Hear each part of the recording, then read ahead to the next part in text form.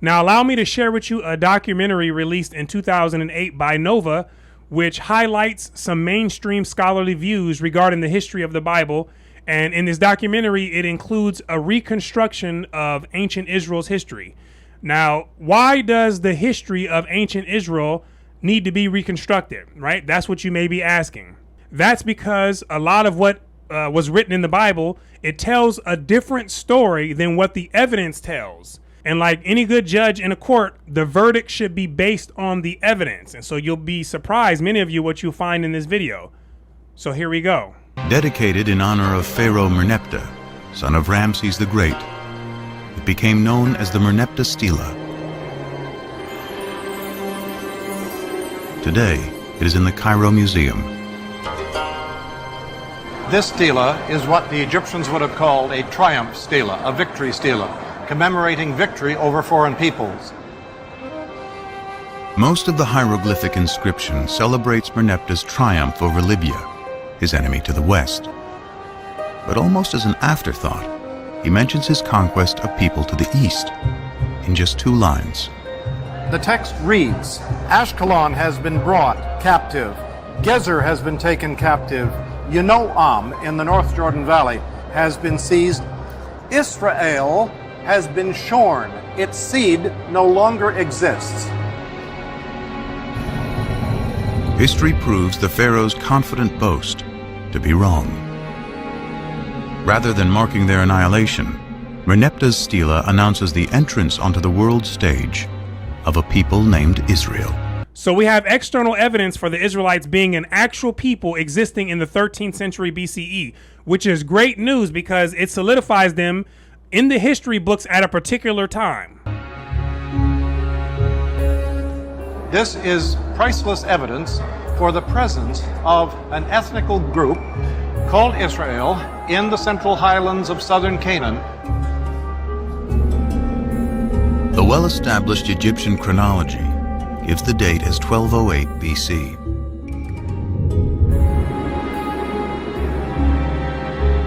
Merneptah's stela is powerful evidence that a people called the Israelites are living in Canaan, in what today includes Israel and Palestine, over 3,000 years ago. And where are they living at this time?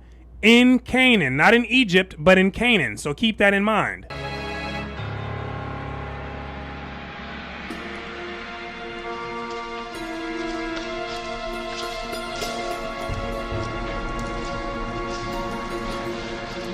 The ancient Israelites are best known through familiar stories that chronicle their history.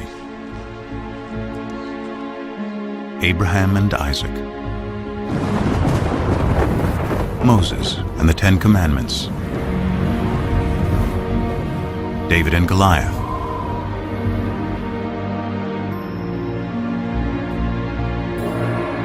it is the ancient Israelites who write the Bible.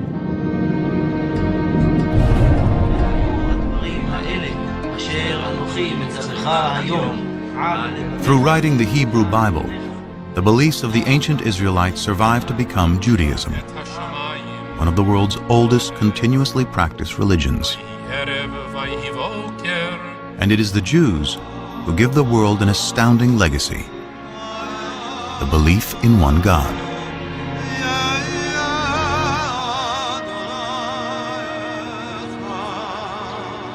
This belief will become the foundation of 2 other great monotheistic religions: Christianity and Islam.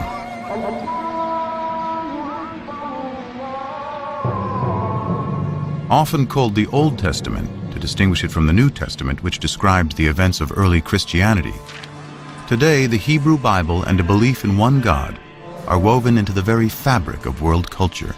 And the belief in one God. Pay attention to the word belief because it's a key to getting an understanding.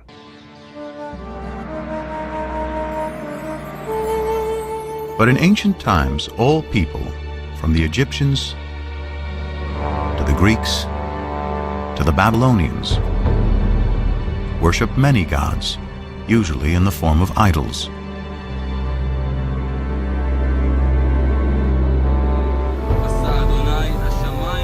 How did the Israelites, alone among ancient peoples, discover the concept of one God. How did the Israelites discover the concept of one God? Keep this word concept in mind too, because it's another key. So far we have the word belief, and we also have the word concept.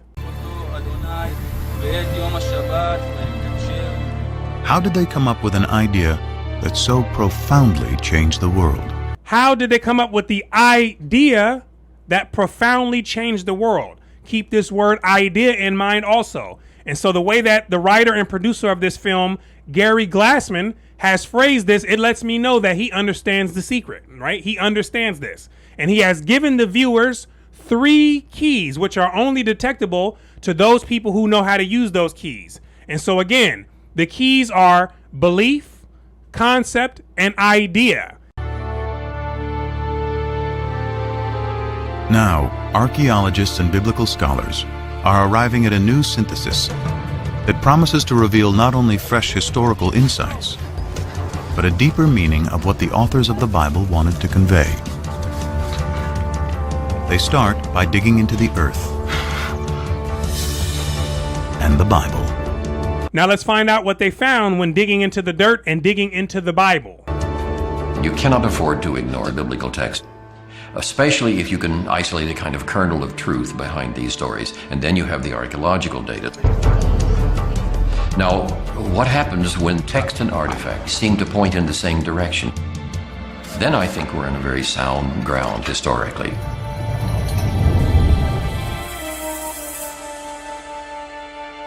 Scholars search for intersections between science and scripture. The earliest is the victory stela of the Egyptian pharaoh Merneptah from 1208 BC. Both the stela and the Bible place a people called the Israelites in the hill country of Canaan, which includes modern-day Israel and Palestine. It is here, between 2 of history's greatest empires, that Israel's story will unfold.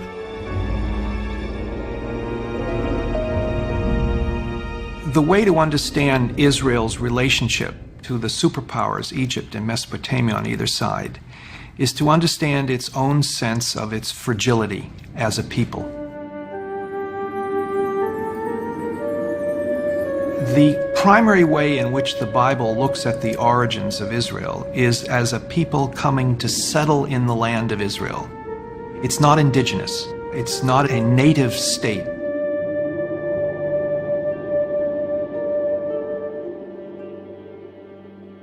The Hebrew Bible is full of stories of Israel's origins. The first is Abraham, who leaves Mesopotamia with his family and journeys to the Promised Land, Canaan. The Lord said to Abraham, "Go forth from your native land and from your father's house to the land that I will show you. I will make of you a great nation, and I will bless you. I will make your name great." Genesis 12:1 and 2. According to the Bible, this promise establishes the covenant, a sacred contract between God and Abraham. To mark the covenant, Abraham and all males are circumcised. His descendants will be God's chosen people. They will be fruitful, multiply, and inhabit all the land between Egypt and Mesopotamia.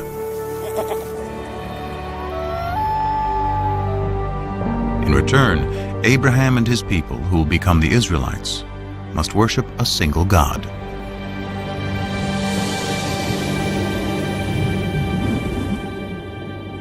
This is a new idea. It was an idea that nobody had ever had before. God, in our sense, doesn't exist before Abraham. It is hard to appreciate today how radical an idea this must have been in a world dominated by polytheism, the worship of many gods and idols. The Abraham narrative is part of the first book of the Bible, Genesis, along with Noah and the flood and Adam and Eve. Though they convey a powerful message, To date, there is no archaeology or text outside of the Bible to corroborate them. The farther back you go in the biblical text, the more difficult it is to find historical material in it. The patriarchs go back to Genesis. Genesis is, for the most part, a compilation of myths, creation stories, things like that. Now, why did the director of biblical archaeology at Hebrew Union College in Jerusalem say that the stories in Genesis are largely myths and creation stories and things like that? That's because Genesis, it consists of stories talking about a man stretching forth his hand and magically making the seas separate, right? And anyone in their right mind would place this story in the category of being non-historical, right? Like the good doctor did. And to find a historical core there is very difficult. This absence of historical evidence leads scholars to take a different approach to reading the biblical narrative.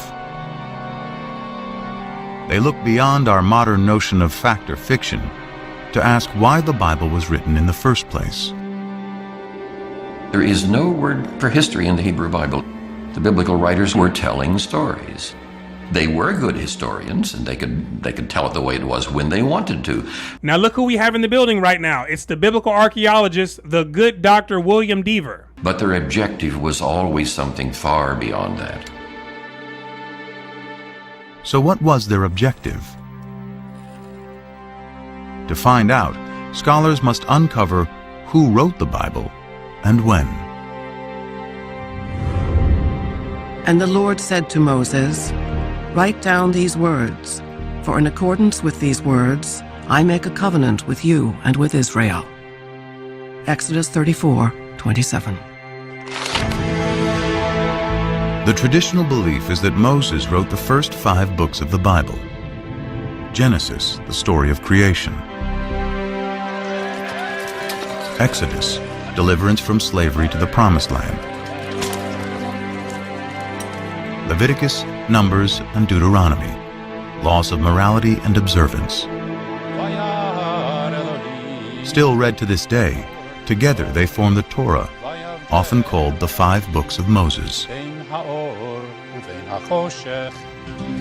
The view that Moses had personally written down, first 5 books of the Bible, was virtually unchallenged until the 17th century.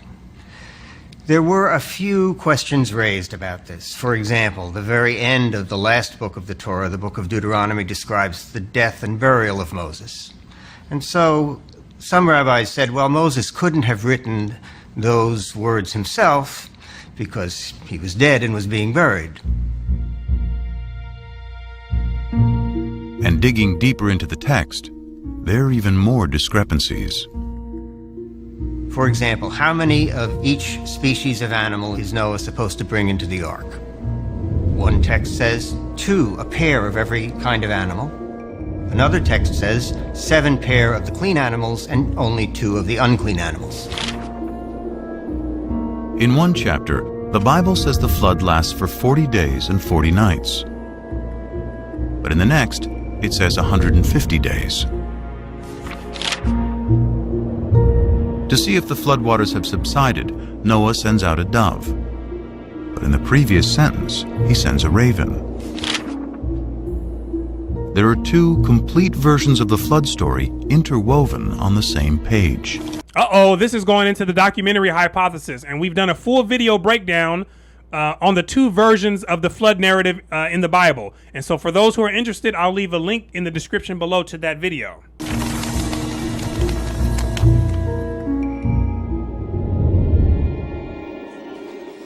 Many similar discrepancies throughout its pages suggest that the Bible has more than one writer. And none of them are Moses. In fact, within the first 5 books of the Bible, scholars have identified the hand of at least 4 different groups of scribes, writing over several hundred years. This theory is called the documentary hypothesis. One way of thinking about it is as a kind of anthology. that was made over the course of many centuries by different people adding to it, subtracting from it, and so forth. But when did the process of writing the Bible begin?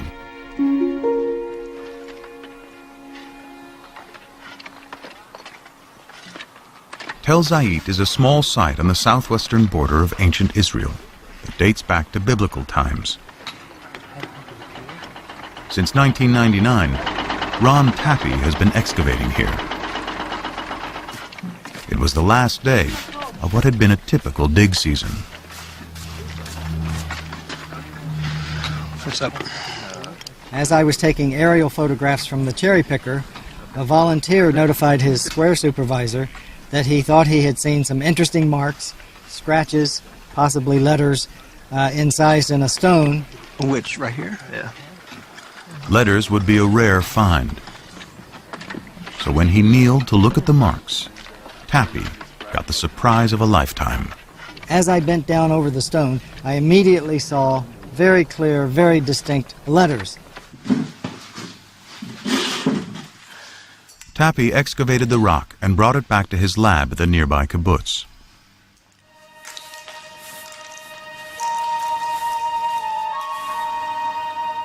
It was only then that he realized he had more than a simple inscription. Olive, Beit, Gimel, Dalet. I realized that this inscription represented an abecedery, that is to say, not a text narrative, but the letters of the Semitic alphabet written out in their correct order. Nun, and then Pei and Ayin are difficult to read, but they're out here.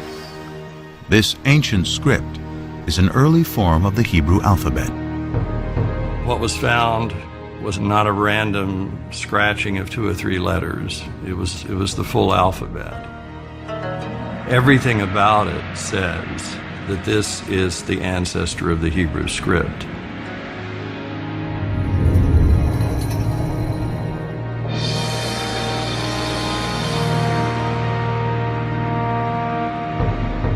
The Tel Zayit abecedery is the earliest Hebrew alphabet ever discovered. It dates to about 1000 BC, making it possible that writing the Hebrew Bible could have already started by this time.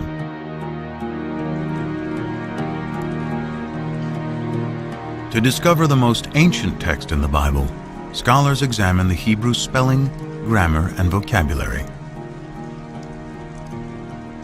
The Hebrew Bible is a collection of literature written over about 1,000 years.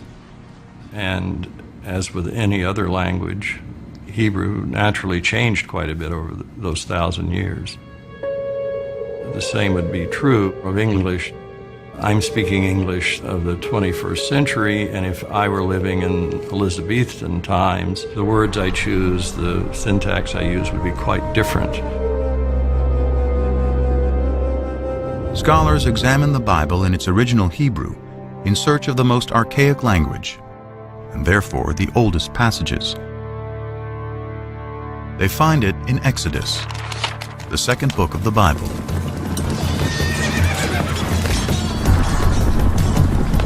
Pharaoh's chariots and his army he cast into the sea. His picked officers are drowned in the Red Sea. Exodus 15:4. This passage, known as the Song of the Sea, is the climactic scene of Exodus, the story of the Israelites' enslavement in Egypt and how Moses leads them to freedom. In all of the Bible, no single event is mentioned more times than the Exodus.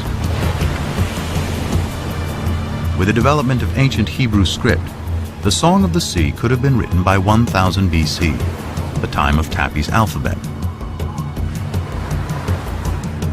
But it was probably recited as a poem long before the beginning of Hebrew writing.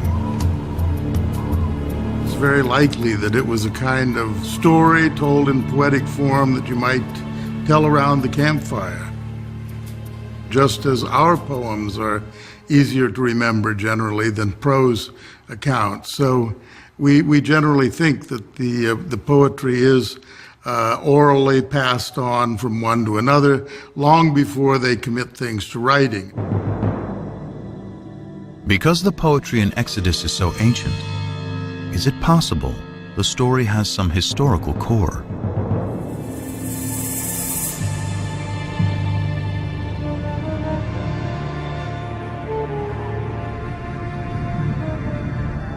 Here in the eastern Nile Delta of Egypt, in a surreal landscape of fallen monuments and tumbled masonry, archaeologists have uncovered a lost city.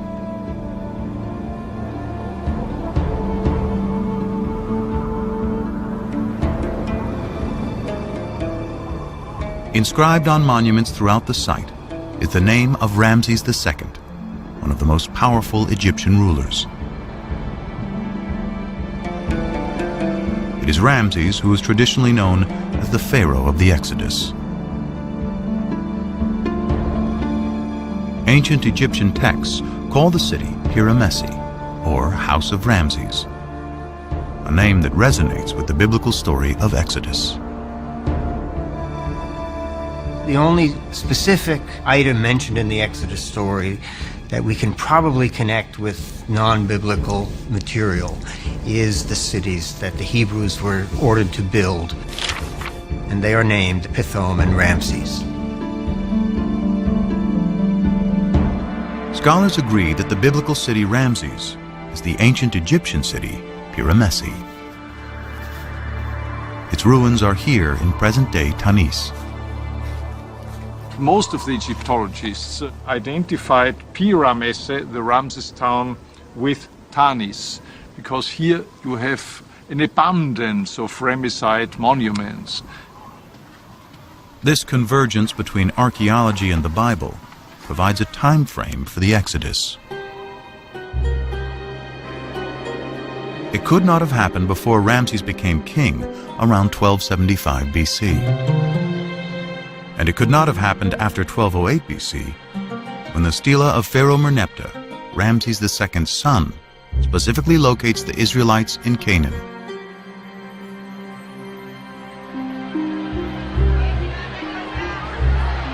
The Bible says the Israelites leave Egypt in a mass migration, 600,000 men and their families,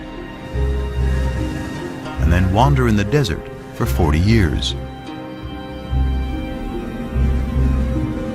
But even assuming the Bible is exaggerating, in 100 years of searching, archaeologists have not yet found evidence of migration that can be linked to the Exodus. And the one thing you'll notice when people try to prove the Exodus is that they'll gloss over the part where Moses stretches out his hand to part the sea, right? And to me, this part of the story is what would place it in a class of its own, because I don't really see anything overly special about a group of people leaving from a place where they're being held captive and held as slaves, right? There's nothing that really that exciting about that, right? That's a normal thing, and it's expected for people who want to get set free. I only thought the story was special at one time because I actually believed that the plagues happened and that Moses actually split the sea, right? I thought those things were real. But I most certainly don't believe that to be the case today. So even if they did historically come out of Egypt, which a small group of them probably did, right? I don't find anything extraordinary about that particular story, right? But the scholars are saying that they have not even found anything to support that part of the story, right? The human part of the Exodus story, right? Let alone the miraculous parts. No excavated site gives us any information about the route of the wandering through the wilderness. An exodus is simply not attested anywhere. Any historical or archaeological confirmation of the Exodus remains elusive. Yet scholars have discovered that all four groups of biblical writers contributed to some part of the Exodus story. Perhaps it is for the same reason its message remains powerful to this day. Its inspiring theme of freedom. Freedom is a compelling notion, And that is one of the ways that we can understand the story of the Exodus, from being controlled by others to controlling oneself. The idea of a change from domination to autonomy. That these are very powerful ideas that resonate in the human spirit. Now that's one way the story could be interpreted, as a journey of self-liberation and a journey into the free world. And so the power is in the interpretation and the application of that interpretation. Understand? And the Exodus gives narrative reality to those ideas.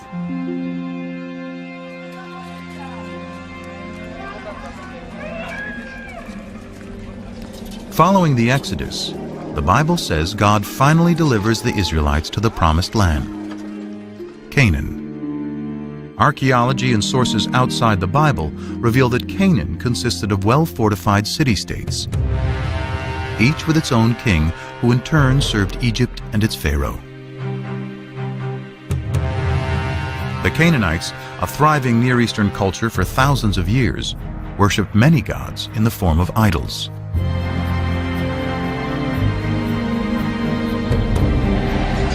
The Bible describes how a new leader, Joshua, takes the Israelites into Canaan in a blitzkrieg military campaign. So the people shouted, and the trumpets were blown. As soon as the people heard the sound of the trumpets, they raised a great shout, and the wall fell down flat. Joshua 6:20. But what does archaeology say? In the 1930s, British archaeologist John Garstang excavated at Jericho, the first Canaanite city in Joshua's campaign. Garstang uncovered dramatic evidence of destruction and declared he had found the very walls that Joshua had brought tumbling down.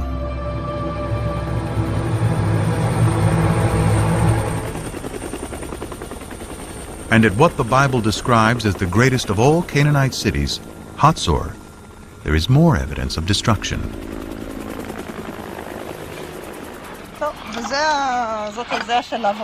Today, Hatzor is being excavated by one of the leading Israeli archaeologists, Amnon Ben-Tor, and his protege and co-director, Sharon Zuckerman.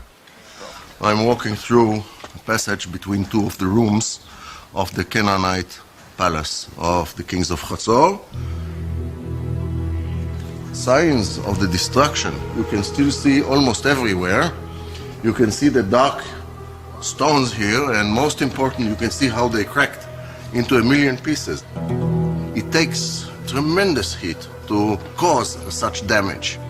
The fire here was, how shall I say, the mother of all fire. Among the ashes, Ben-Tor discovered a desecrated statue, most likely the king or patron god of Hatzor. Its head and hands are cut off, apparently by the city's conquerors. This marked the end of Canaanite Hatzor. Question number one, who did it? Who was around? Who is a possible candidate? So number one, the Egyptians. They don't mention having done anything at Hatzor. In any of the inscriptions of the time, we don't see Hatzor. Another Canaanite city-state could have done it? Maybe, but who was strong enough to do it? Who are we left with? The Israelites. The only ones about whom there is a tradition that they did it. So, let's say they should be considered guilty of destruction of Hatzor until proven innocent.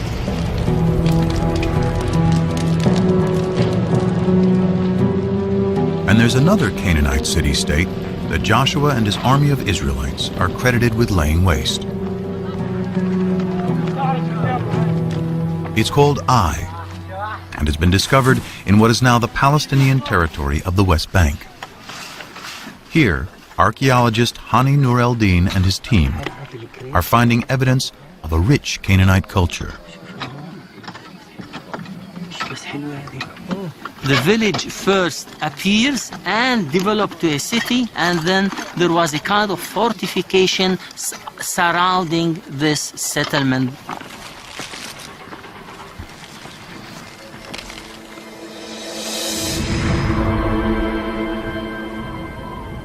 These heaps of stones were once a magnificent palace and temples, which were eventually destroyed. But when the archaeologists date the destruction, they discover it occurred about 2200 BC. They date the destruction of Jericho to 1500 BC, and Hatzor's to about 1250 BC. Clearly, these city-states were not destroyed at the same time. They range over nearly 1,000 years. In fact, of the 31 sites the Bible says that Joshua conquered, few showed any signs of war. There was no evidence of armed conflict in most of these sites. At the same time, it was discovered that most of the large Canaanite towns that were supposed to have been destroyed by these Israelites were either not destroyed at all or destroyed by others. A single sweeping military invasion led by Joshua cannot account for how the Israelites arrived in Canaan. Meaning that the way that the Bible describes Joshua's conquest is not matching up with the actual evidence. And so on one hand, we have people who are writing the stories, and then on the other hand, we have the actual hard evidence, and they're not in agreement, right?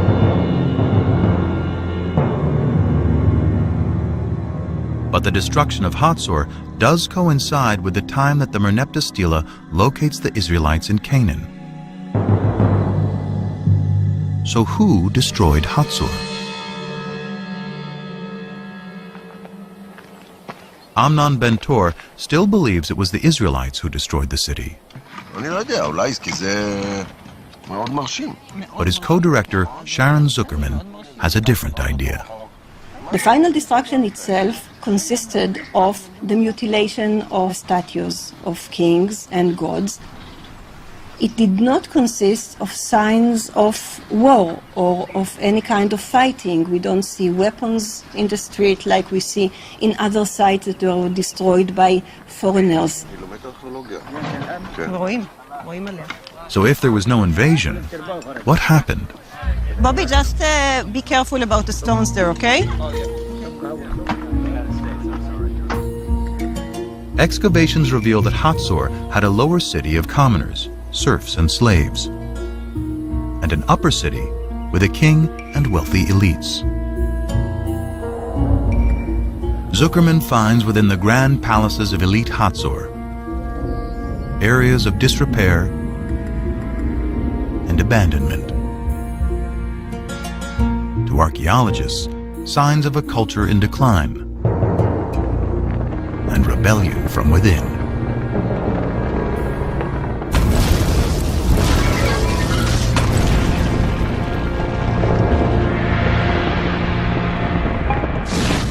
I would not rule out the possibility of an internal revolt of Canaanites living at Hatzor and revolting against the elites that rule the city.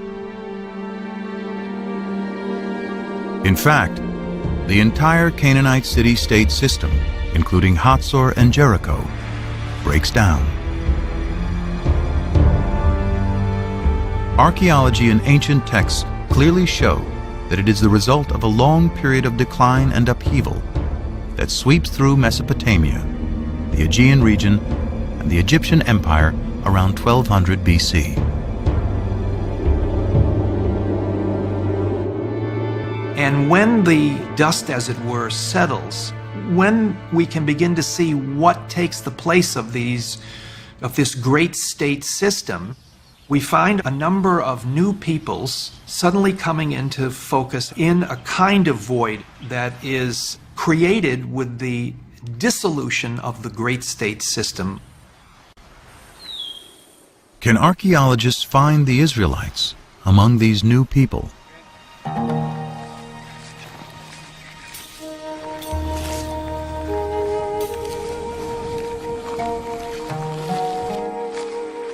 In the 1970s, archaeologists started wide-ranging surveys throughout the central hill country of Canaan. Today, primarily the Palestinian territory of the West Bank.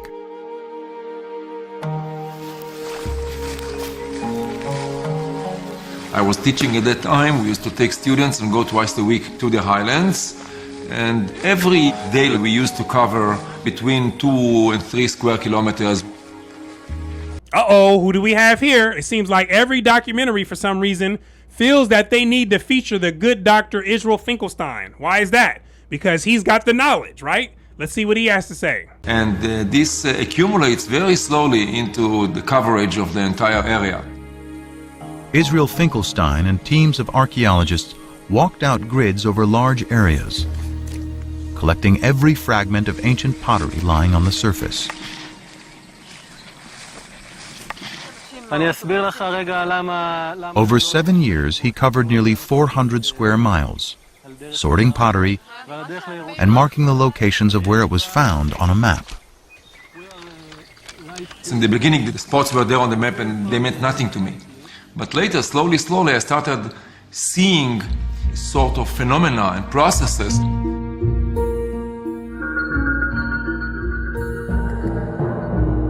By dating the pottery, Finkelstein discovered that before 1200 BC, there were approximately 25 settlements.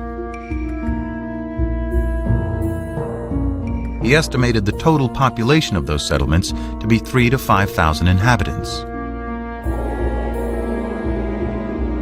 But just 200 years later, there's a very sharp increase in settlements and people. Then you get this boom of population growing and growing. Then we are speaking about 250 sites. And the population grows also 10 times, from a few thousand to 45,000 or so. Now this is very dramatic and cannot be explained as natural growth. This rate is impossible in ancient times.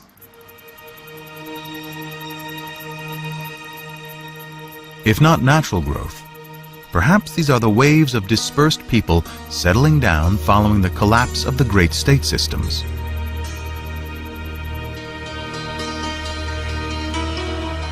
Then, more evidence of a new culture is discovered. A new type of simple dwelling never seen before. And it's in the exact location where both the Merneptah Stela and the Bible place the Israelites. The sites in which this type of house appears throughout the country, this is where Israelites lived. And they are sometimes even called the Israelite house, the Israelite type house. The people who lived in those villages seem to be arranged more or less in a kind of an egalitarian society because there are no major architectural installations. If you look at the finds are relatively poor. Pottery is more or less mundane. I don't want to offend the early settlers or the early Israelites. Very little art. Curiously, the mundane pottery found at these new Israelite villages is very similar to the everyday pottery found at the older Canaanite cities like Hatzor. Now, why was the pottery found in these new Israelite villages very similar to what was found in the older Canaanite cities? Keep watching so we can find out.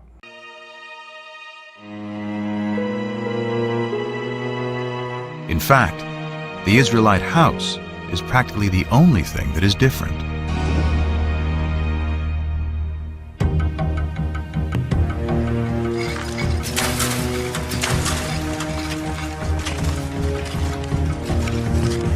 This broad similarity is leading archaeologists to a startling new conclusion about the origins of the ancient Israelites. The notion is that most of the early Israelites were originally Canaanites. The evidence suggests that the ancient Israelites were originally Canaanites, right there from the land of Canaan. And understand that there's absolutely nothing wrong with that at all, right? If that's the truth.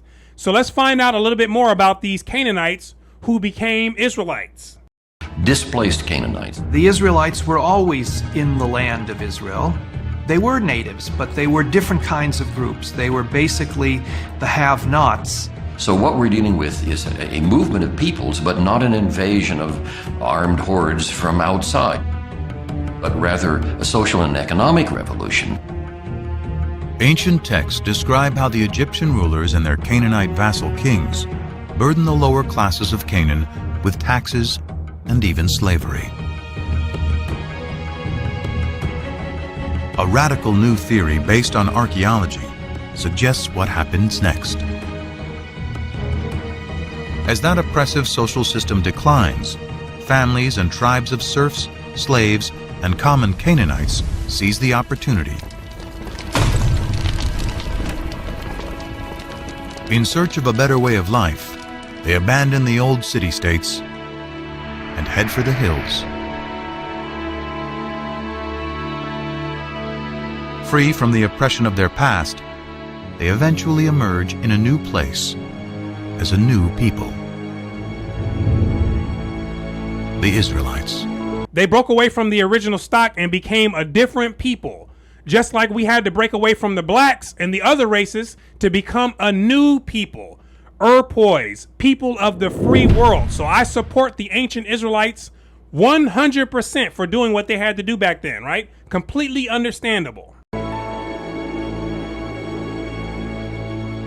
In the text, you have a story of the Israelites coming from outside and then besieging the Canaanite cities, destroying them, and then becoming a nation in the land of Canaan. 7 shirts from the Middle Bronze Age. Whereas archaeology tells us something which is the opposite. The Late Bronze Age. According to archaeology, the rise of early Israel is an outcome of the collapse of Canaanite society, not the reason for that collapse. Archaeology reveals that the Israelites were themselves originally Canaanites.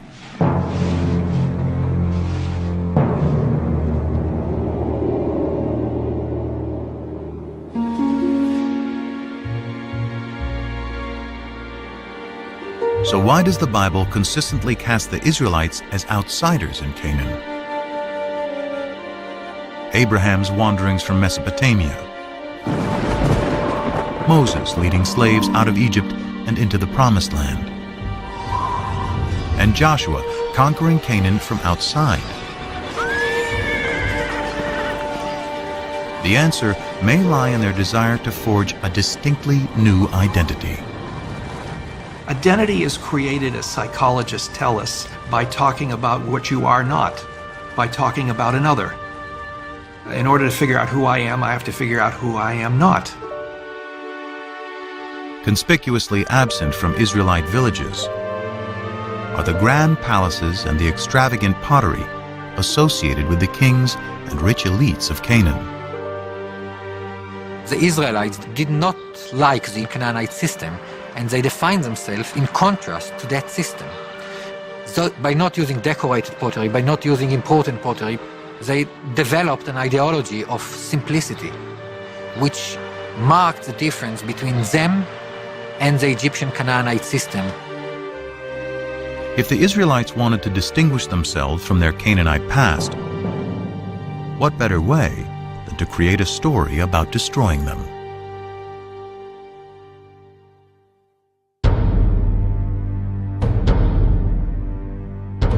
But the stories of Abraham, Exodus, and the conquest serve another purpose.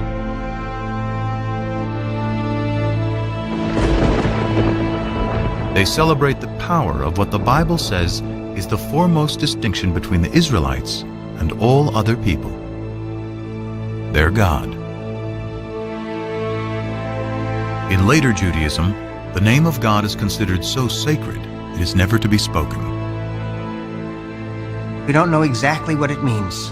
We don't know how it was pronounced. But it seems to have been the personal name of the God of Israel. So his title, in a sense, was God, and his name was these 4 letters, which in English would be YHWH, which we think were probably pronounced something like Yahweh. But Yahweh only appears in the Hebrew Bible. His name is nowhere to be found in Canaanite texts or stories. So where do the Israelites find their God?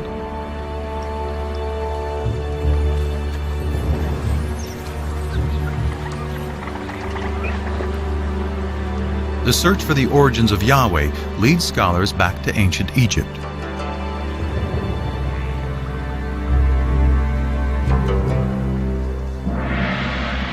Here in the royal city of Karnak, for over 1,000 years, pharaohs celebrated their power with statues, obelisks, and carved murals on temple walls. Here on the north wall of the Karnak, we have scenes depicting the victories in battle of Seti I, the father of Ramses the Great. Seti here commemorates one of his greatest victories over the Shasu. The Shasu were a people who lived in the deserts of southern Canaan, now Jordan and northern Saudi Arabia, at around the same time as the Israelites emerged. Egyptian texts say one of the places where the Shasu lived is called YHW, probably pronounced Yahu, likely the name of their patron god. That name Yahu is strangely similar to Yahweh, the name of the Israelite God.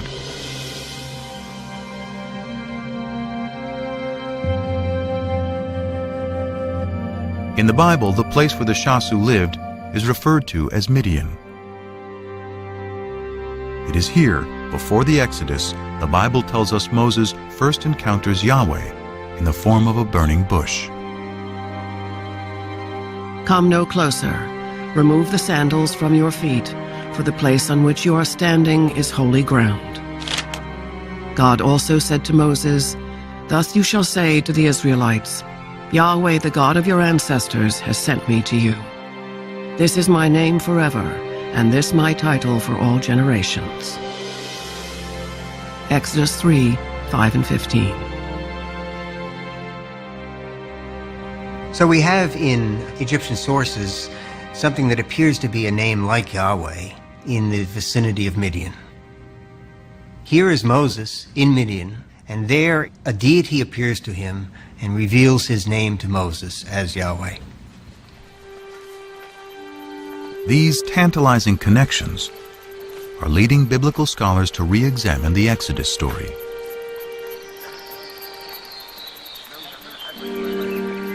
While there is no evidence to support a mass migration, some now believe that a small group did escape from Egypt. However, they were not Israelites, but rather Canaanite slaves.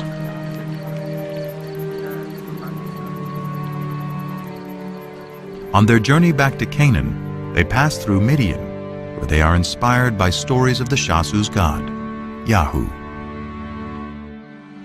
There was probably a group of people who fled from Egypt and had some divine experience. It was probably a small group demographically, but it was important, at least in ideology.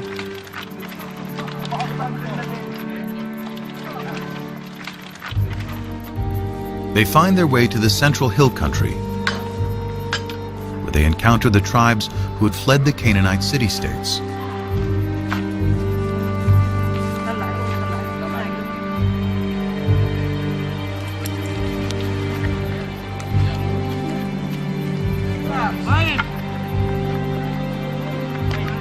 Their story of deliverance resonates in this emerging egalitarian society.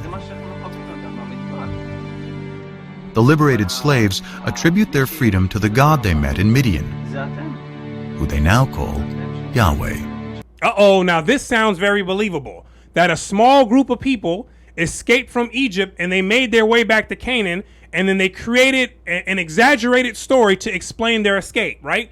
People love these types of fairy tale stories because they sound good and they make people believe that anything is possible, right? So that's the power of these stories. They spread the word to the highlanders, who themselves perhaps had escaped from the tyranny of the Canaanite city-states. They spread the idea of a God who represented freedom, freedom for people to keep the fruits of their own labor.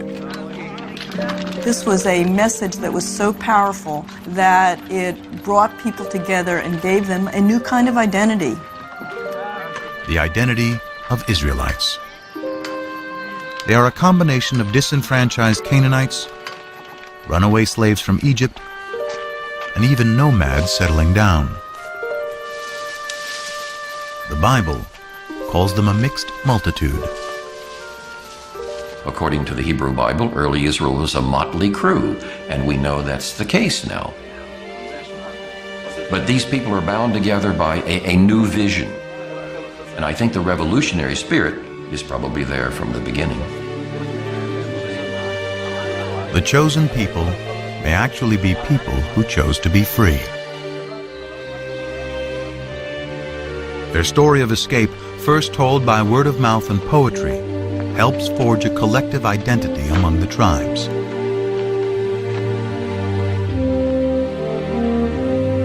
Later, when written down, it will become a central theme of the Bible. Exodus and divine deliverance. Deliverance by a God who comes from Midian exactly where the Bible says. Adopted by the Israelites to represent their exodus from slavery to freedom.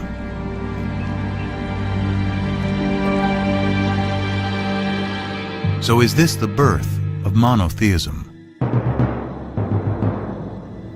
The common understanding of what differentiated the ancient Israelites from their neighbors was that their neighbors worshipped many different gods and goddesses, and the Israelites worshipped only the one true God. But that is not the case. This bull figurine, likely representing El, the chief god of the Canaanite deities, is one of thousands of idols discovered in Israelite sites. The Israelites frequently worshipped other gods. Now, maybe they weren't supposed to, but they did. So at least on a practical level, many, if not most, Israelites were not monotheists. The Bible's ideal of the Israelite worship of one God will have to wait.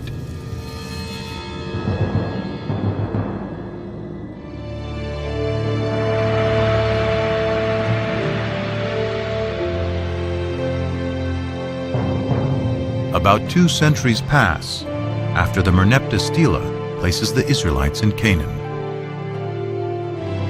Families grow into tribes.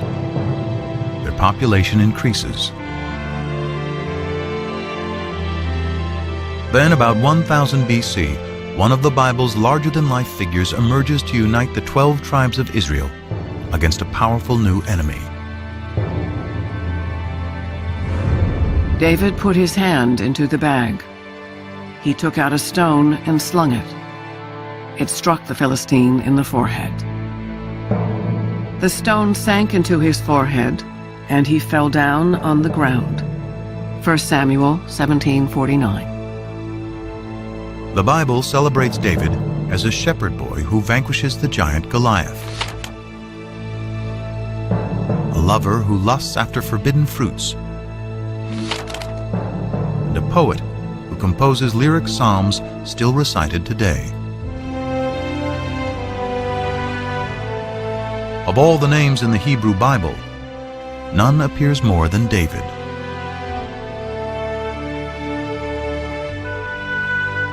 Scriptures say David creates a kingdom that stretches from Egypt to Mesopotamia.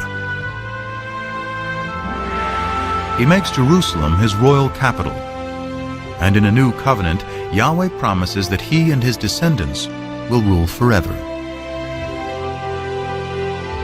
David's son Solomon builds the temple where Yahweh, now the national God of Israel, will dwell for eternity.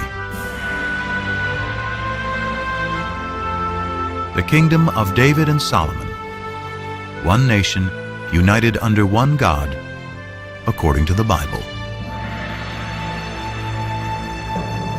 Now, some skeptics today have argued there was no such thing as a united monarchy. It's a later biblical construct, and particularly a construct of modern scholarship.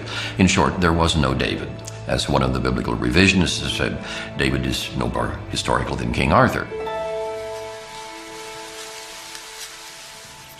But then, in 1993, an amazing discovery literally shed new light on what the Bible calls ancient Israel's greatest king. Gila Cook was finishing up some survey work with an assistant at Tel Dan, a biblical site in the far north of Israel today. The excavation was headed by the eminent Israeli archaeologist Avraham Biran. It was near the end of the day, and Cook was getting her last measurements when she hears a yell from below. And it was Biran in his booming voice yelling, "Gila, let's go." And so I waved to him, hold it, and continued working. Okay. After being summoned by Biran a second time, Cook had her assistant load her up. And she started down the hill.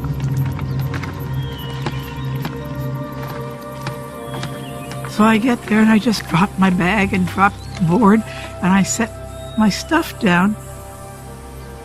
But something catches her eye. A stone with what appeared to be random scratches, but was actually an ancient inscription. This time, she yelled for Biran. And he looks at it and he looks at me and he says, "Oh my God." Cook had found a fragment of a victory stela, written in Aramaic, an ancient language very similar to Hebrew. Dedicated by the king of Damascus, or one of his generals, it celebrates the conquest of Israel, boasting, "I slew mighty kings who harnessed thousands of chariots and thousands of horsemen. I killed the king of the house of David."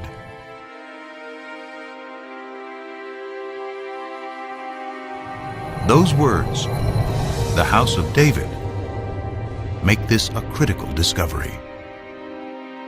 They are strong evidence that David really lived.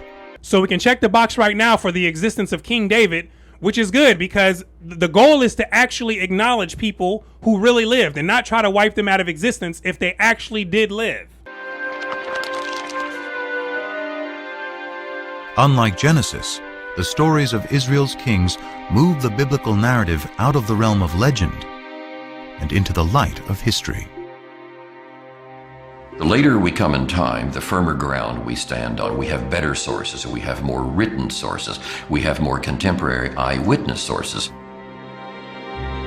When the biblical chronology of Israel's kings can be cross-referenced with historical inscriptions, like the Tel Dan Stela, they can provide scholars with fairly reliable dates. King David is the earliest biblical figure confirmed by archaeology to be historical. And most scholars agree he lived around 1000 BC, the 10th century. Could any of the Bible have been written during David's reign? The earliest Hebrew alphabet, discovered by Ron Tappy, carved on a stone at Tel Zait, provides an enticing clue. Off this wall here. The stone was incised with this alphabet. The stone was then used to build the wall, and the structure itself suffered massive destruction by fire sometime near the end of the 10th century BCE. The find is even more significant because Tel Zait was a biblical backwater on the fringes of David's kingdom. Surely if there was a scribe that could write this alphabet that far away, way out in the boondocks at the extreme western boundary of the kingdom, surely if there was a scribe that could do that out there, there were scribes, much more sophisticated scribes, back in the capital. Could these scribes have been in the court of King David and his son Solomon? Could they have been the earliest biblical writers?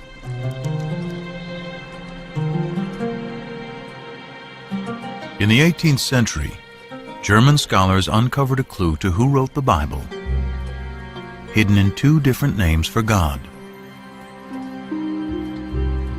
According to one account, Abraham knew God by his intimate personal name, conventionally pronounced Yahweh. Passages with the name Yahweh, which in German is spelled with a J, scholars refer to as J. But according to other accounts, Abraham knew God simply by the most common Hebrew word for God, which is Elohim. So the two different writers became known as E for Elohim and J for Yahweh. Most likely based on poetry and songs passed down for generations, they both write a version of Israel's distant past. The stories of Abraham in the Promised Land, Moses and the Exodus. The earliest of these sources is the one that is known as J, which many scholars dated to the 10th century BC, the time of David and Solomon. And because the backdrop for J's version of events is the area around Jerusalem, it's likely he lived there, perhaps in the royal courts of David and Solomon.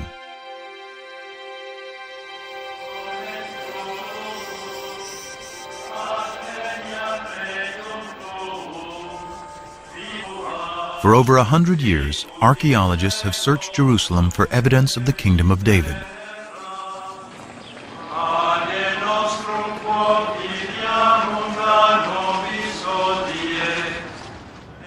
But excavating here is contentious, because Jerusalem is sacred to today's three monotheistic religions. For Christians, Jesus comes in his final week to worship at the Jerusalem temple. He's crucified, he's buried, he's resurrected in the city of Jerusalem.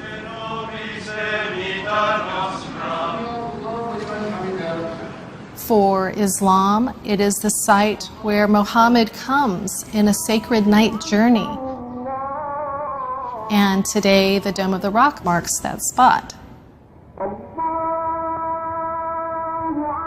In Judaism, the stories of the Hebrew Bible of Solomon, of David, of the temples of Jerusalem, all of these take place, of course, in Jerusalem. So Jerusalem is a symbol of sacred space today, important for all three traditions. Despite the difficulties, Israeli archaeologist Eilat Mazar went digging in the most ancient part of Jerusalem, today called the City of David. We started the excavations here because we wanted to check and to examine the possibility that the remains of King David's palace are here. But because this area has been fought over, destroyed, and rebuilt over thousands of years, it was a long shot that any biblical remains would survive. But then, large walls started to appear, 3 meter wide, 5 meter wide, and then we saw that it goes all directions. It goes from east, 30 meters to the west, and we don't see the end of it yet. such huge walls can only be part of a massive building. And Mazar believes her excavations to date represent only 20% of its total size.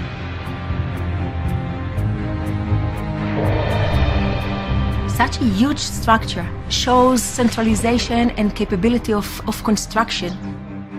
It can be only royal structure. This huge complex may be evidence of a kingdom. But is it David's kingdom?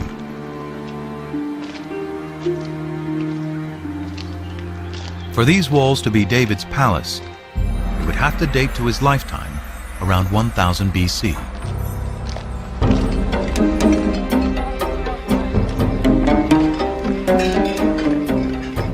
The problem is stone walls can never be dated on their own.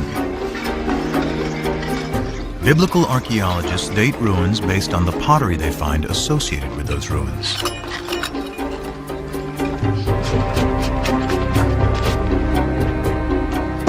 Pottery dating is based on two ideas. Pottery styles evolve uniformly over time. And the further down you dig, the further back in time you go. If pottery style A comes from the lowest stratum, then it is earlier than pottery style B that comes from the stratum above it.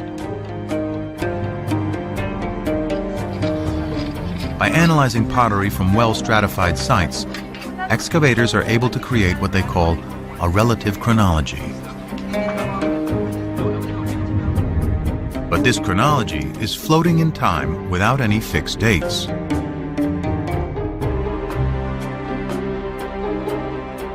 To anchor this chronology, William Foxwell Albright, considered the father of biblical archaeology, used events mentioned in both the Bible and Egyptian and Mesopotamian texts to assign dates to pottery styles. Albright's chronology, slightly modified, is what Mazar uses to date her massive building, and what most archaeologists use today. What we found is a typical 10th century pottery, meaning bowls with hand burnish. You can see from inside, together with an import, a beautiful black on red juglet. What is so important that this is a 10th century typical juglet. So has Mazar discovered the Palace of David? She adds up the evidence. The building is huge. It is located in a prominent place in the oldest part of Jerusalem. And the pottery, according to Albright's chronology, dates to the 10th century BC, the time of David.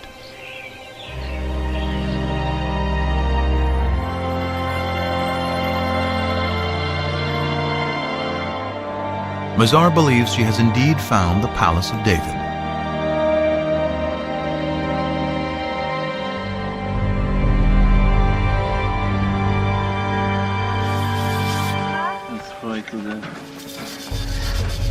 But that evidence, and indeed the kingdom itself, rest on the dates associated with fragments of pottery. And some critics argue the system for dating that pottery relies too heavily on the Bible. Archaeologists in the past did not rely too heavily on the Bible. They relied only on the Bible. Uh-oh! We have a problem in dating. How do you date in archaeology? You need an anchor from outside. Today, there is a more scientific method to anchor pottery to firm dates: radiocarbon dating. It is a specialty of Elisabetta Boretto of the Weizmann Institute. The first step is, of course, in the field, which relates the sample, the material like olive pits or seeds or charcoal to the archaeological context. If an olive seed is found at the same layer as a piece of pottery, the carbon in the seed can be used to date the pottery. When the seed dies, its radioactive carbon-14 decays at a consistent rate over time. By measuring the ratio of carbon-14 to carbon-12, Boretto can determine the age of the olive seed, which in turn can be used to date the pottery.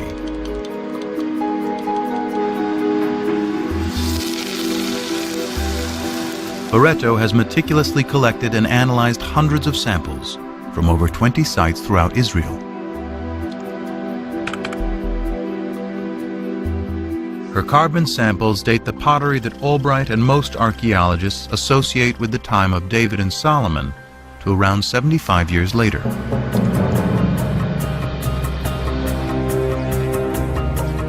For events so long ago, this may seem like a trivial difference.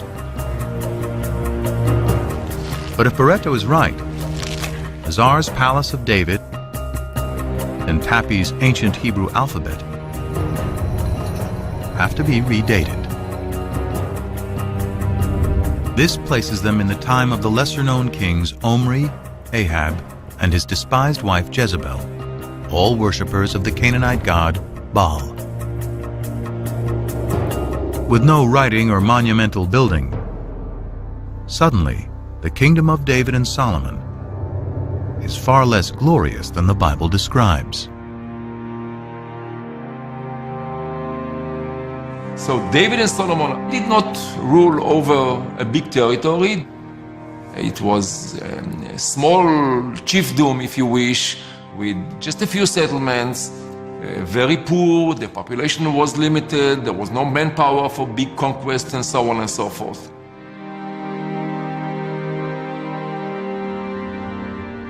This would make David a petty warlord ruling over a chiefdom, and his royal capital Jerusalem nothing more than a cow town.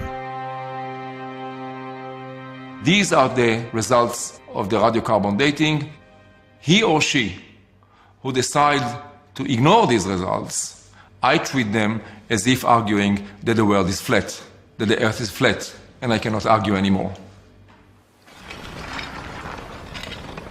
But it's not so simple. Other teams collected radiocarbon samples following the same meticulous methodology. According to their results, Mazar's palace and Tapi's alphabet can date to the 10th century, the time of David and Solomon. How can this discrepancy be explained? The problem is that these radiocarbon dates have a margin of error of plus or minus 30 years, about the difference between the two sides. Pottery and radiocarbon dating alone cannot determine if the kingdom of David and Solomon was as large and prosperous as described in the Bible.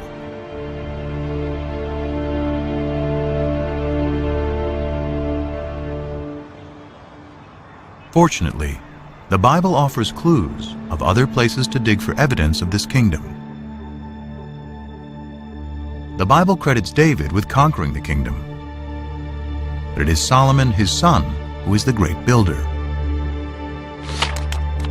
This was the purpose of the forced labor which Solomon imposed. It was to build the house of Yahweh and the wall of Jerusalem, Hatzor, Megiddo, and Gezer. 1 Kings 9:15.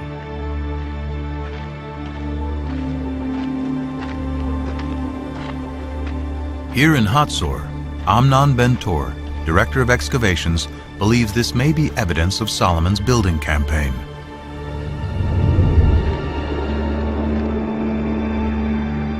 Archaeologists call it a six-chambered gate, a massive entryway fortified with towers and guardrooms.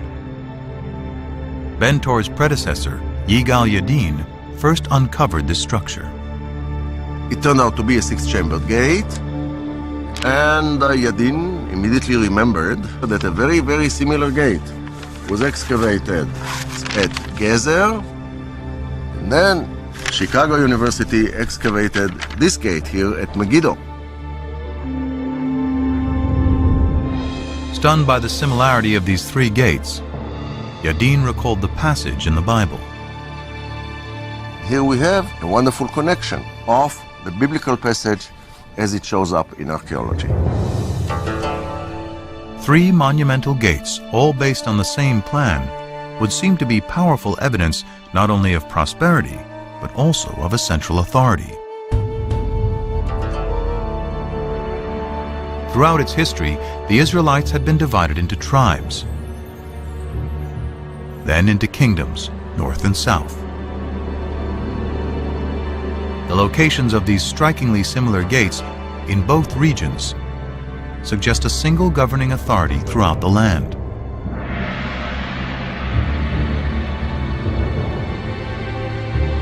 But how can we be sure this is the kingdom of David and Solomon?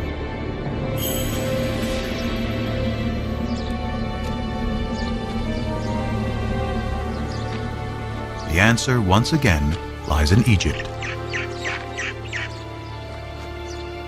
The head-smiting scene which you see on this wall commemorates a military campaign conducted by Pharaoh Shishak, or Sheshonq, the founder of Dynasty 22 in Egypt. The Egyptian pharaoh Shishak invades Israel, an event the Bible reports and specifically dates to 5 years after Solomon's death, during the reign of his son Rehoboam. In the 5th year of King Rehoboam, King Shishak of Egypt marched against Jerusalem and carried off the treasures of the house of Yahweh and the treasures of the royal palace. He carried off everything. 1 Kings 14:25 and 26. The importance of this in fixing one of the earliest dates, specific dates, in which Egyptian history coincides with biblical history is really startling and has to be taken note of. This stunning convergence between the Bible and Egyptian history gives a firm date for the death of Solomon. Shishak's campaign, according to the well-established Egyptian chronology, dates to 925 BC. And the Bible says Solomon dies 5 years earlier, which means 930 BC. This is further evidence that David and Solomon lived in the 10th century.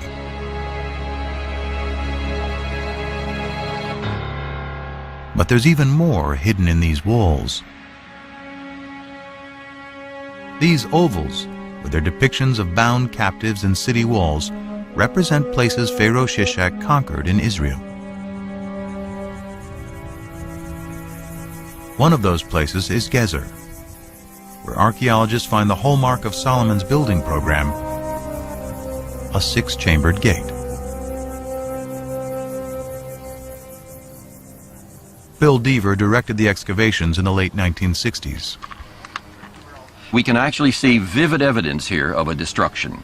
Down below we have the original stones pretty much in situ, but if you look in here you see the stones are badly cracked. You can even see where they're burned from the heat of a huge fire that has been built here. And then up in here you see the fire has been so intense that the soft limestone has melted into lime and it flows down like lava. This is vivid evidence of a destruction, and we would connect that with this well-known raid of Pharaoh Shishak.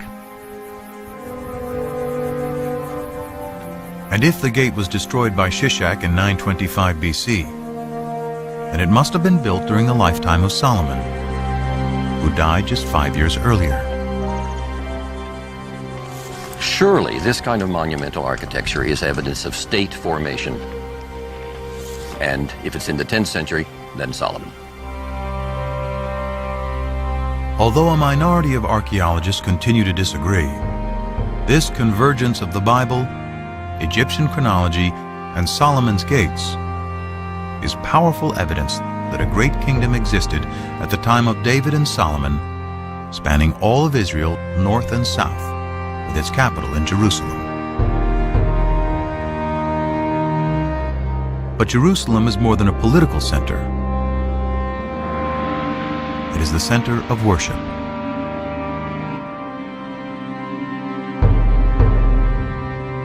The magic of Jerusalem is the magic of the temple.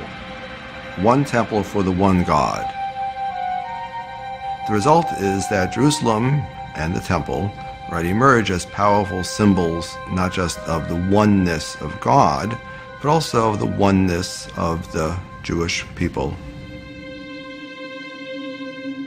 The worship of the ancient Israelites bears little resemblance to Judaism today.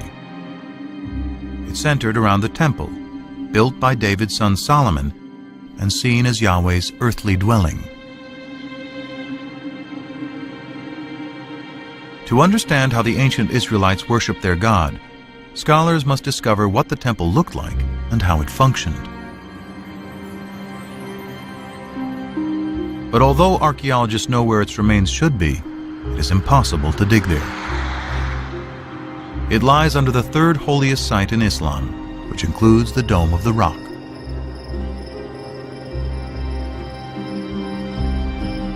Not a stone of Solomon's temple has ever been excavated. But the Bible offers a remarkably detailed description. The house which King Solomon built for Yahweh was 60 cubits long, 20 cubits wide, and 30 cubits high. In the inner sanctuary, he made 2 cherubim, each 10 cubits high. He overlaid the cherubim with gold. 1 Kings 6, 2, 23 and 28. The Bible's description suggests a floor plan for Solomon's temple. and it is strikingly similar to temples built by neighboring peoples who worship many gods. The closest in appearance is a temple hundreds of miles to the north of Jerusalem at Ain Dara in modern-day Syria. They have similar dimensions and the same basic floor plan. Guarding both temples are sphinxes, or cherubim as the Bible calls them. Unique to the temple at Ain Dara are the enormous footprints of the god who lived here. They mark his progress as he strode to his throne in the innermost sanctuary. If we take the details that we find of Solomon's temple in the Book of Kings and compare it with the Ain Dara temple, we can piece together a fairly good picture, I think, of what this temple might have looked like in the age of Solomon.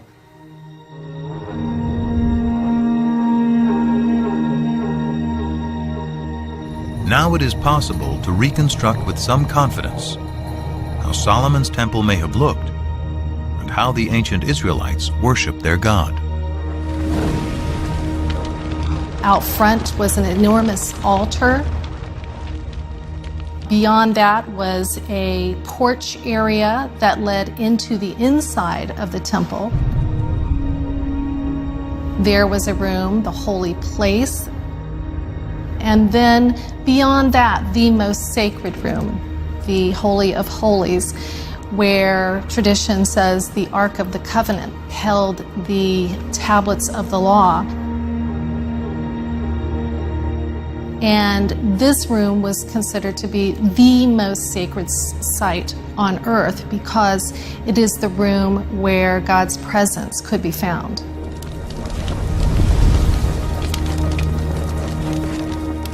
And the ancient Israelites believed their God demanded a very specific form of worship.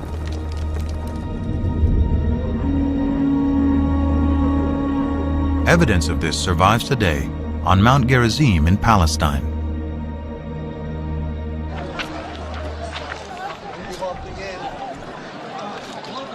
The Samaritans who live here claim direct descent from the ancient tribes of Israel. We have all types of people in the world claiming to be direct descendants of ancient Israel. All types of people. According to their tradition, for over 2,500 years, they have been practicing the ancient Israelite form of worship: animal sacrifice.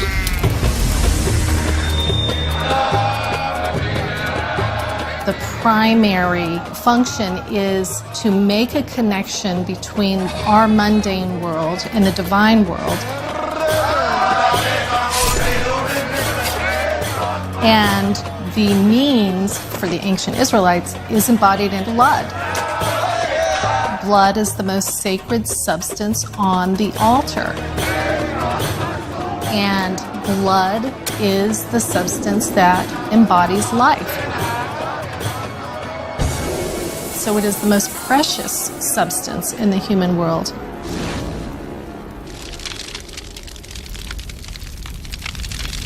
But while the priests were offering sacrifice to Yahweh in the temple, many Israelites were not as loyal.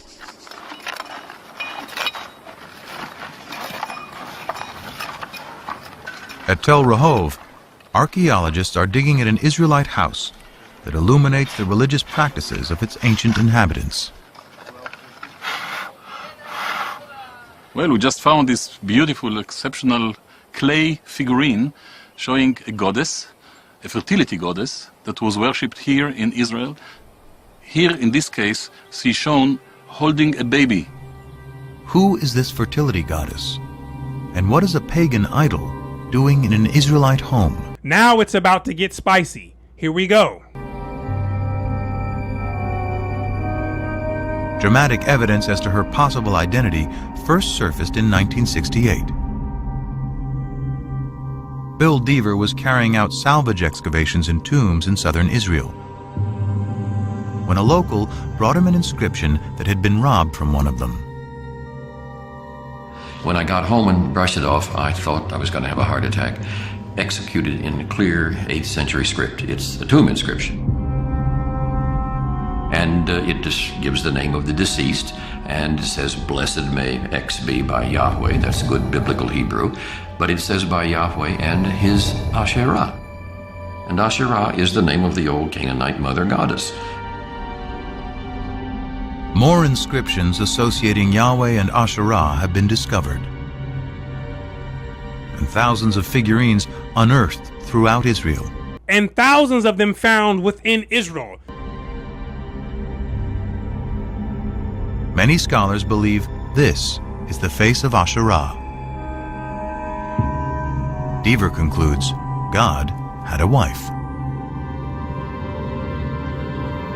Even hundreds of years after the Israelites rise from their Canaanite pagan roots, monotheism has still not completely taken hold.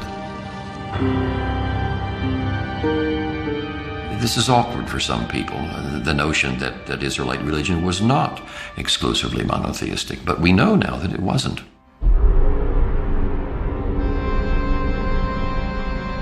The Bible admits the Israelites continue to worship Asherah and other Canaanite gods, such as Baal.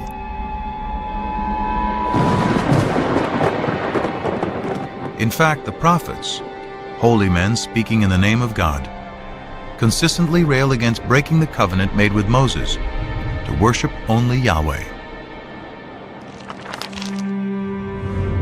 The more I called them, the more they went from me. They kept sacrificing to the Baals and offering incense to idols. Hosea 11:2. The Israelites had made a contract with God. If they kept it, God would reward them. If they broke it, he would punish them. He would punish them by using foreign powers as his instruments. Events seem to fulfill the prophet's dire predictions. Soon after Solomon's death, the 10 northern tribes rebel and form the northern kingdom of Israel. Then a powerful new enemy storms out of Mesopotamia to create the largest empire the Near East had ever known, the Assyrians. The Assyrians were the overpowering military force, and Israel and Judah, the two states that the Bible talks about as the states making up the people Israel, fell under the sway of the Assyrian juggernaut. Numerous Assyrian texts and reliefs vividly document their domination of Israel and Judah.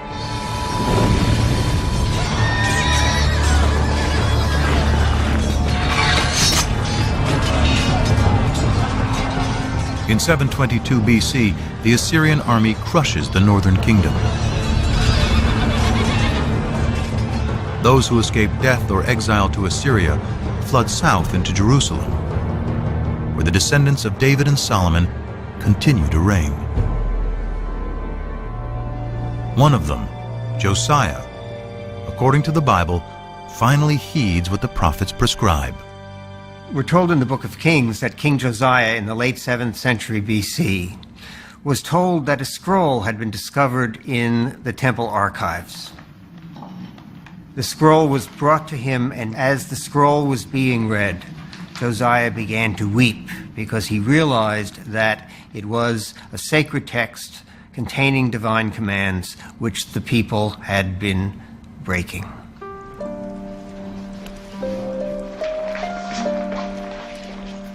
Scholars believe that the lost scroll is part of the 5th book of the Torah, Deuteronomy, a detailed code of laws and observance. It inspires another group of scribes in the 7th century BC, whom scholars call the D-writers.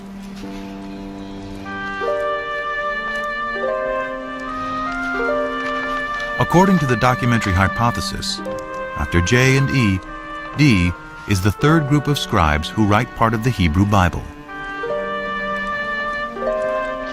D retells the Exodus story and reaffirms the covenant Moses made between God and the Israelite people. You should love the Lord your God because he has loved you. He has loved you more than any other nation. So the divine love for Israel requires a corresponding loyalty to God, an exclusive loyalty to God. And Deuteronomy, more than other parts of the Bible, is insistent that only the God of Israel is to be worshipped. To enforce the covenant, Josiah orders that idols and altars to all other deities be destroyed. The book of Deuteronomy contains the clearest prohibition of the worship of other gods, the Ten Commandments. I am Yahweh, your God. You shall have no other gods before me. You shall not make for yourself an idol. You shall not bow down to them or worship them. Deuteronomy 5:6-9. The Ten Commandments appears in two books of the Bible, in Deuteronomy and in Exodus. It is not only a contract with Yahweh, it is also a code of conduct between people. The revelation of the Ten Commandments is an ethical revelation. And that's where the idea of justice comes in, because that's the most important thing about the way in which we treat one another. We will not kill him, we will not steal from him, and we will not lie about him. We will abide by the commandments. The commandments, as God himself repeatedly says through the later prophets, are already written on the hearts of human beings.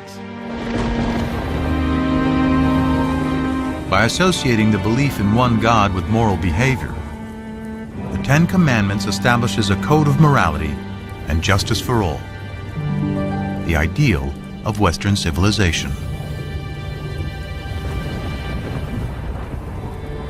Despite Josiah's reforms, the ancient Israelites continued to worship other gods. Their acceptance of one God and the triumph of monotheism begins with a series of events vividly attested through archaeology, ancient texts, and the Bible.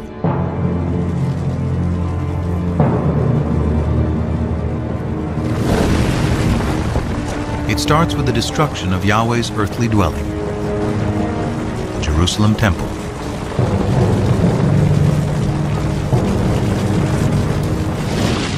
In 586 BC, after defeating the Assyrians, a new Mesopotamian empire invades Israel. The Babylonians ransack the temple and systematically burn the sacred city.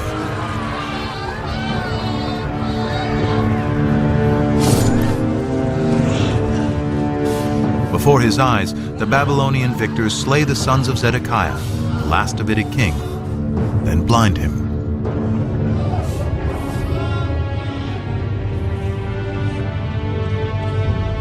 The covenant, the promise made by Yahweh to his chosen people and to David, that his dynasty would rule eternally in Jerusalem, is broken. After 400 years, Israel is wiped out.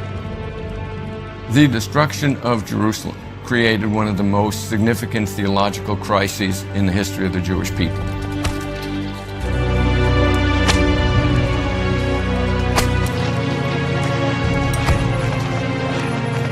The Babylonians round up the Israelite priests, prophets, and scribes and drag them in chains to Babylon. Babylonian records confirm the presence of Israelites, including the king, in exile. In every age of disbelief, one is inclined to think God is dead. And surely those who survived the fall of Jerusalem must have thought so. After all, how could God allow his temple, his house, the visible sign of his presence among his people, to be destroyed? Without temple, king, or land, how can the Israelites survive?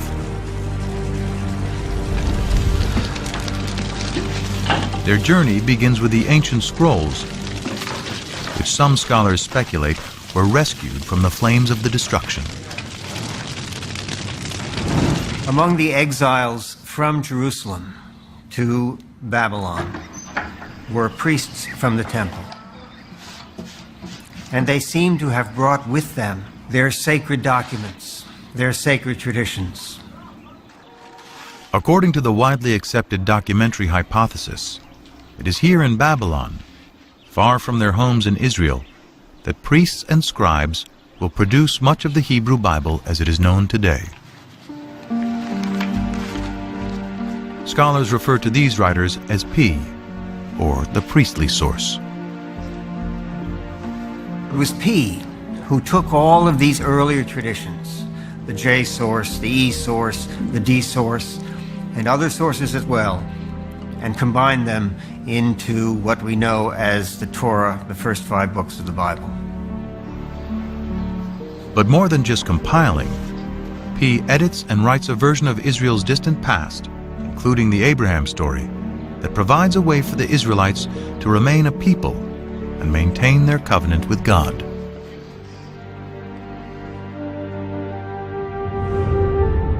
You shall circumcise the flesh of your foreskins, and it shall be a sign of the covenant between me and you. Genesis 17:11.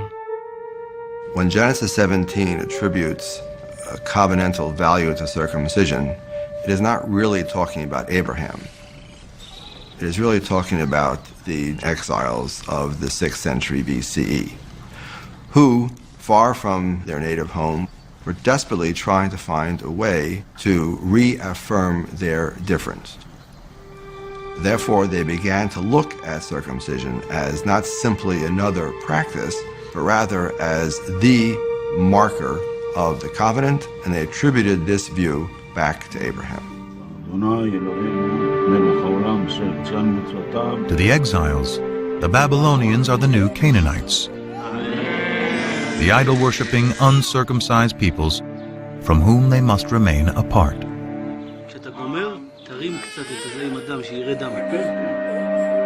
But the Abraham story, with its harrowing tale of a father's willingness to sacrifice his own son, is also about the power of faith.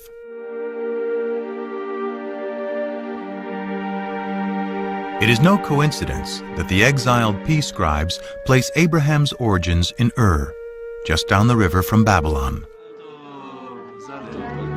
Perhaps with the same faith as Abraham had, so too will the exiles be returned to the promised land. One of the pervasive themes in the Torah is the theme of exile and return. Abraham goes down to Egypt and comes out of Egypt. The Israelites go to Egypt and get out. For the exiles in Babylon in the 6th century BC, that theme must have resonated very powerfully. God, who had acted on their behalf in the past, would presumably do so again. But the Israelites still have a problem. How, in a foreign land, without the temple and sacrifice, can they redeem themselves in the eyes of Yahweh? To assure that divine protection, the P tradition emphasizes observances such as the Sabbath observance. You don't need to be in the land of Israel to keep the Sabbath. And we have allusions in the biblical writings, in the prophets, to the fact that the exiles also learned to pray in groups in what was to become the forerunner of the synagogue. Shema Yisrael, Adonai Eloheinu, Adonai Echad. It is during this period, through the exile, that the exiles realized that even far away from their homeland, without a temple, without the priesthood, without kings, they're still able to worship God, be loyal to God, and to follow God's commandments. This is the foundation of Judaism. The experience of the exile transforms ancient Israelite cult into a modern religion. By compiling the stories of their past, originally written by the scribes J, E, and D, the Exodus from slavery to freedom, Moses and the Ten Commandments, Abraham's journey to the Promised Land, P creates what we know today as the first 5 books of the Bible.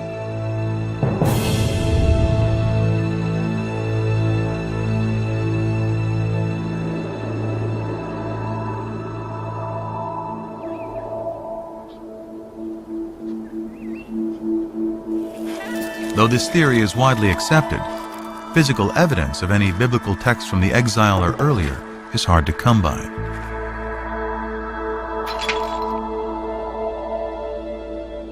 The most celebrated surviving biblical texts are the Dead Sea Scrolls. First discovered by accident in 1947, the scrolls represent nearly all 39 books of the Hebrew Bible, at least in fragments.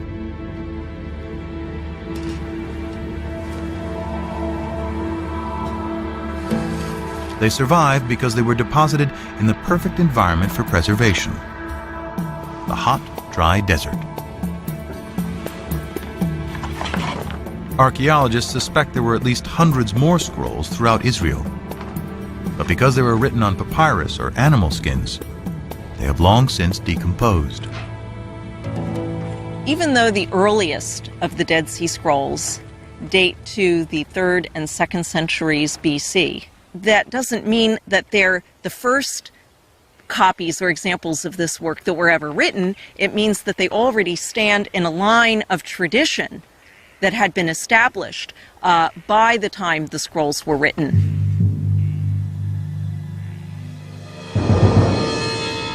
Still, the earliest of the Dead Sea Scrolls dates to at least 300 years after the Babylonian exile. In the absence of proof of earlier text, some scholars claim the entire Bible is pious fiction, and even doubt whether Israel and the Israelites ever existed. For many of the revisionists, these extreme skeptics, there was no ancient Israel. Israel is an intellectual construct. In other words, these people were not rethinking their past, they were inventing their past. They had no past.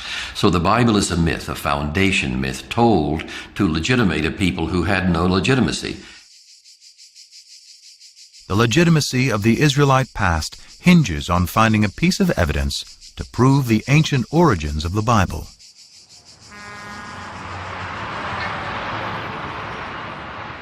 What would be the discovery of a lifetime starts outside the walls of Jerusalem in an old cemetery. We came here and excavated 7 of these burial caves. The burial caves date back to the 7th century BC, somewhere around the time of King Josiah. But the caves were found looted, so we didn't anticipate too much. Gabriel Barkai instructed a 13-year-old volunteer to clean up a tomb for photographs.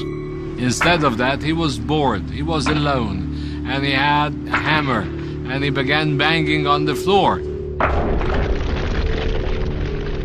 But the floor turned out to be a fallen ceiling. And beneath it were some artifacts that had escaped the looters.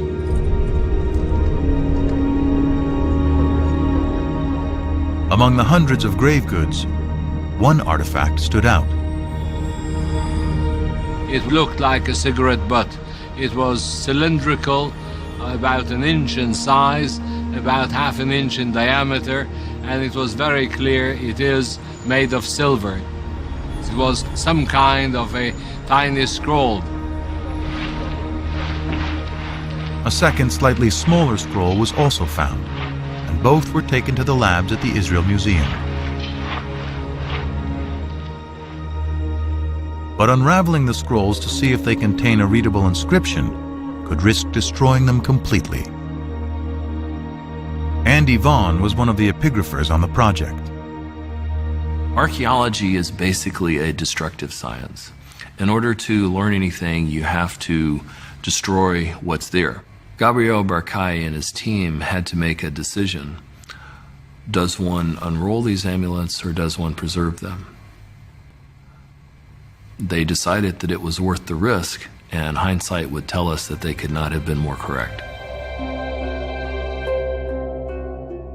Through painstaking conservation, technicians devised a special method for unrolling the scrolls and revealing their contents. I went over there and I was amazed to see the whole thing full of very delicately scratched, very shallow characters. The first word that I could decipher already on the spot was Yud Hey Vav Hey, which is the four-lettered, unpronounceable name of God. Further investigation revealed more text and a surprisingly familiar prayer, still said in synagogues and churches to this day. May the Lord bless you and keep you. May the Lord make his face to shine upon you and be gracious to you. May the Lord lift up his countenance upon you and give you peace. Numbers 6:24 through 26.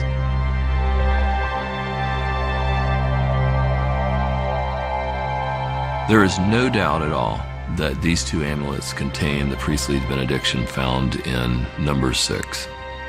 These inscriptions are thus very important because they're the earliest references we have to the written biblical narratives. The archaeological context was very clear because it was found together with pottery dating back to the 7th century BC. Also the paleography, the shape of letters, points towards somewhere in the 7th century BC beyond any doubt.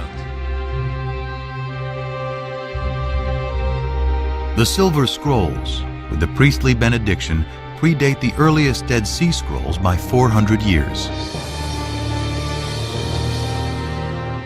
It is an amazing find, proving that at least some verses of the Bible were written in ancient times during the reign of King David's descendants.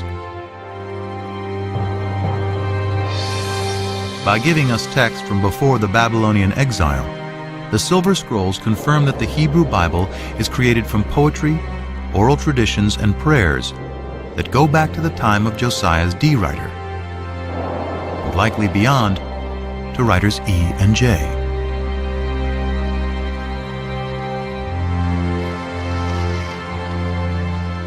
As modern scholars suspect, the Torah, the first 5 books of the Bible, takes its final form during the Babylonian exile.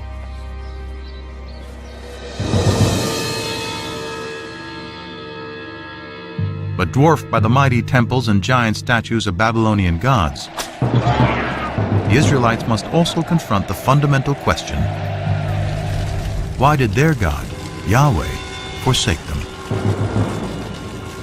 In the ancient world, if your country was destroyed by another country, it meant that their gods were more powerful than your God. And the natural thing to do was to worship the more powerful God. But the survivors continued to worship Yahweh and struggled to understand how this could have happened. They resort first to a standard form of explanation, which is found elsewhere in the ancient Near East. We must have done something wrong to incur the wrath of our God. It's out of this that comes the reflection that polytheism was our downfall. There is, after all, only one God. The Israelites abandon the folly of polytheism. Monotheism triumphs, and the archaeological evidence proves it.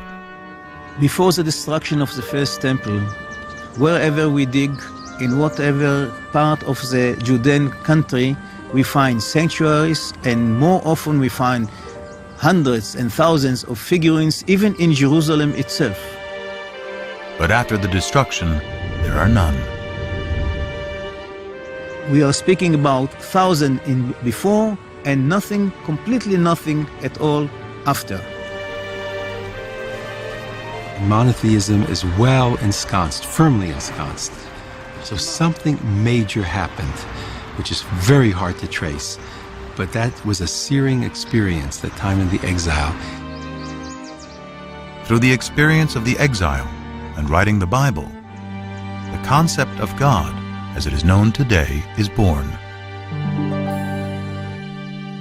In a way, P created something that was much greater, because it was greater than any individual land or kingdom. It was a kind of a universal religion based on a creator God, not just a God of a single nation, but the God of the world, the God of the universe. This moves Yahweh into the realm of being a universal deity who has the power to affect what happens in the whole universe. This makes the God of ancient Israel the universal God of the world that resonates with people, at least in Jewish, Christian, and Muslim tradition to this very day.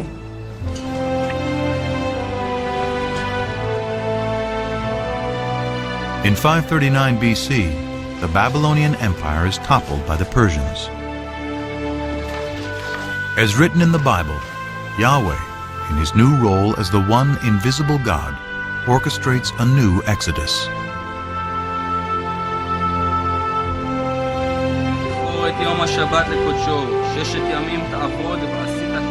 Among one group of returning exiles is the prophet Ezra. Back in Jerusalem, he gives a public reading of the newly written Torah to re-establish the covenant. All the people gathered together. They told the scribe Ezra to bring the book of the law of Moses, which the Lord had given to Israel. He read from it from early morning until midday, and the ears of all the people were attentive to the book of the law. Nehemiah 8, 1-3. To me, it's one of the most moving moments in the whole Bible. Ezra returns with the Bible in his hands, so we have the feeling that the process begun in the exile is finally finished, and Ezra has a copy. So this was a pretty good documentary right here by mixing a bit of the historical reconstruction of Israel with some religious inspiration, right? It's also giving some hope. And so hopefully you have enjoyed it. And so I want to thank you for watching all the way into the end. My name is Brooklyn St. Michael, and I'll see you in the free world.